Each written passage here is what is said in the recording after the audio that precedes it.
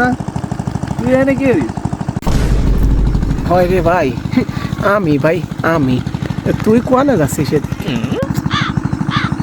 তোর মতো মানুষ ডাঙ্গায় কাজ করতেছে, তা আবার ঘাস কাটতেছে, এটা তো মানিয়ে নেওয়া যায় না। ব্যাপার কি জীবন, তুই তো ডাঙ্গা কোনোদিন কাজ করিস না?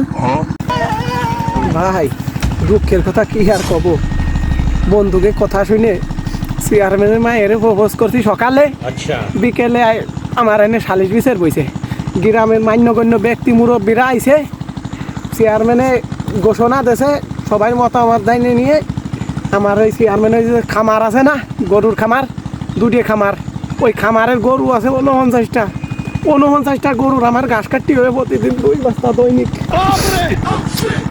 তা নয় মানলাম, মানুষের পছন্দ হলে প্রেম ভালোবাসা করার জন্য প্রপোজ করতেই পারে, তাই বলে চেয়ারম্যানের মায়ে বলে তুই প্রপোজ করছিস আর তোরে এত বড় সাজা দিচ্ছে, এটা তো মানিয়ে নেওয়া যায় না।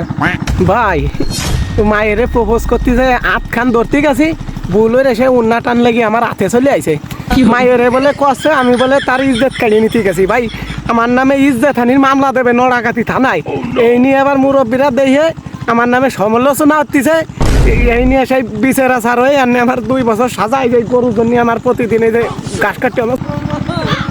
তাহলে ঠিক আছে, তাহলে তো অল্প হতে পাইছে গেছিস, ভাগ্যিস টুনটুনি কাটে রাখি তোর, শুনছি না কোন এমপির নাম মন্ত্রী হয়ে কাটে রাখা দিচ্ছিল। সাবধানে থাকিস আর উন্নার টান তো সাবধানে দিস।